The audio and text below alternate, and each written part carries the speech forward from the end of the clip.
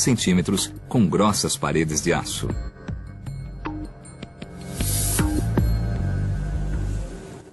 Depois de 7 anos de modificações e mergulhos de teste até a profundidade de 5,5 km, o Trieste estava pronto para chegar ao fundo da fossa.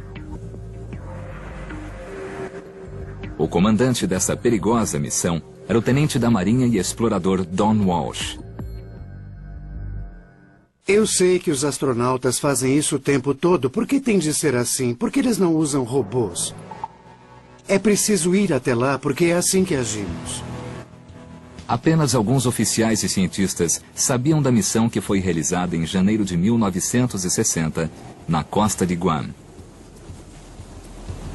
Naquela época, Guam era isolada, o que era ótimo para nós, pois estávamos tentando realizar esse projeto de um modo secreto, já que não sabíamos se ia funcionar. A Marinha não queria ser envergonhada por um fracasso espetacular. O oceanógrafo Jacques Piccard, filho do criador do Trieste, foi o companheiro de Walsh. Os dois passaram 9 horas espremidos na pequena esfera. Nós tínhamos cerca de meio metro cúbico de espaço, mais ou menos o tamanho de uma geladeira doméstica, e a temperatura lá dentro era equivalente à de uma geladeira. Foi um drama. A história da origem da Fossa das Marianas começava a tomar forma. Em 1874, os ingleses foram os primeiros a descobrir um buraco de 8 quilômetros de profundidade no oceano. 75 anos depois, o sonar revelou que o buraco era uma fossa com 2.400 quilômetros de comprimento, cujo ponto mais profundo estava a 11 quilômetros abaixo da superfície do Pacífico. Para coletar evidências, 2 homens corajosos fizeram um mergulho mais perigoso da história. Eles se aventuraram no abismo e chegaram ao fundo da Fossa das Marianas.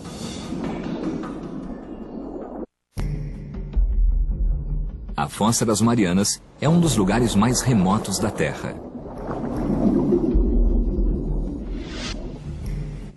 Em janeiro de 1960, 2 exploradores dos oceanos, Don Walsh e Jacques Piccard, mergulharam em suas profundezas em um submersível.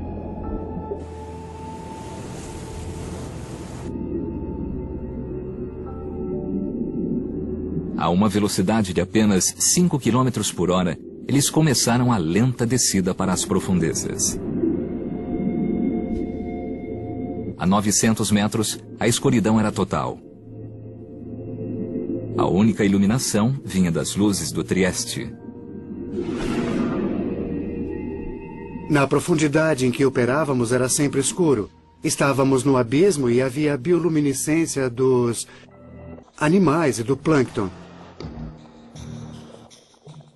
Eram como vagalumes que têm uma luz própria. Dentro da grossa esfera de aço, Walsh e Piccard passaram rapidamente a profundidade de teste de 5 quilômetros. Tudo parecia correr conforme o plano. A parte traseira da cabine era protegida por uma dupla camada de vidro. Mas com 2 horas de mergulho, a placa externa rachou. Ouvimos um estrondo. Não sabíamos o que era, estávamos a 6 quilômetros. Olhamos em volta e verificamos tudo. Cada centímetro quadrado da esfera de suporte à vida sustentava 1 tonelada de pressão. Com o vidro externo rachado, apenas uma placa de vidro separava os homens da morte certa. Se o vidro interno rachasse, nós teríamos morrido instantaneamente. Talvez sem perceber. Mas a placa interna de vidro permaneceu inteira. Walsh e Piccard decidiram continuar a descida. Depois de 4 horas e 48 minutos tensos, eles se aproximaram do fundo e se surpreenderam com um movimento no leito oceânico. Antes de pararmos no fundo, vimos um peixe chato com uns 30 centímetros. E como esse é um peixe de profundidade, então havia outros. Ninguém esperava ver vida a essa profundidade. mas isso significava que eles tinham chegado ao fundo da Fossa das Marianas.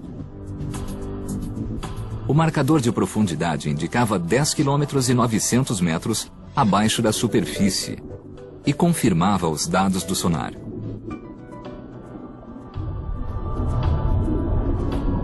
Espremidos em uma bolha de ar, os dois exploradores estavam mais perto do centro da Terra do que qualquer homem já estivera. Nós tiramos uma fotografia.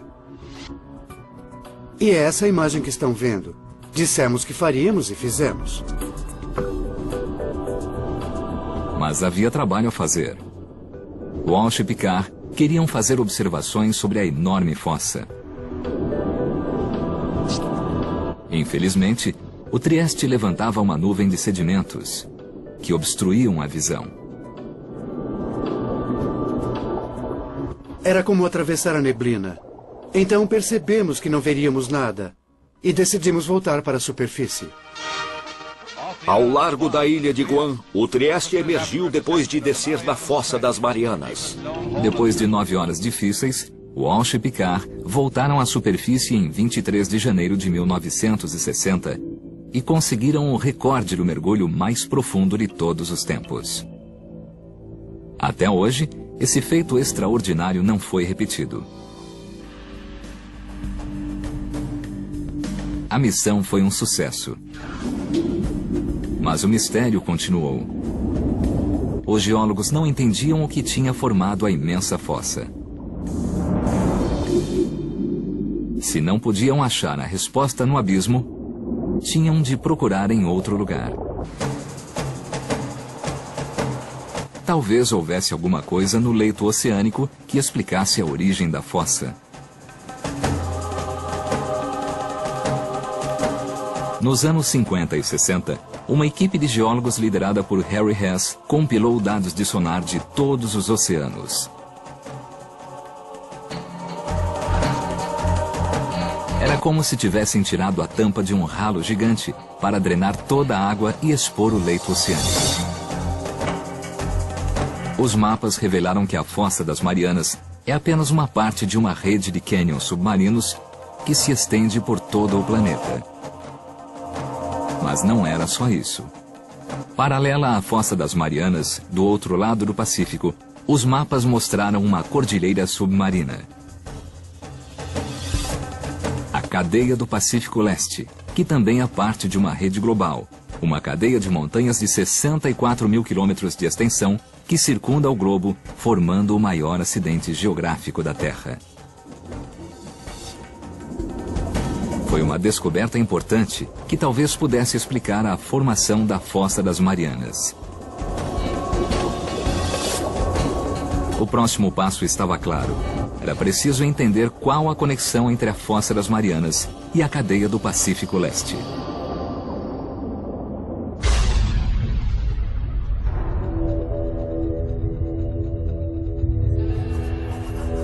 A descoberta veio de uma fonte improvável. Durante a Guerra Fria, os Estados Unidos construíram uma rede de sismógrafos subterrâneos para captar testes de bombas atômicas. Inesperadamente, os sismógrafos detectaram terremotos naturais. Quando os geólogos marcaram os terremotos no mapa, surgiu um padrão. Eles estavam agrupados nas cadeias e nas fossas oceânicas. Essa descoberta mudou nossa compreensão da Terra. Os geólogos perceberam que o atrito que provoca terremotos vem de movimentos que ocorrem no fundo das cadeias e fossas. Com esse investimento em sismologia, tornou-se possível localizar exatamente onde os terremotos ocorriam. Essas coisas, a localização precisa, a profundidade e o movimento, delinearam os limites das placas tectônicas. Foi a origem de uma teoria nova e extraordinária. A camada sólida de rocha, a crosta, sobre a qual ficam a terra e o oceano, é quebrada em uma série de grandes lajes que os geólogos chamam de placas tectônicas. Ao se mover, essas placas criam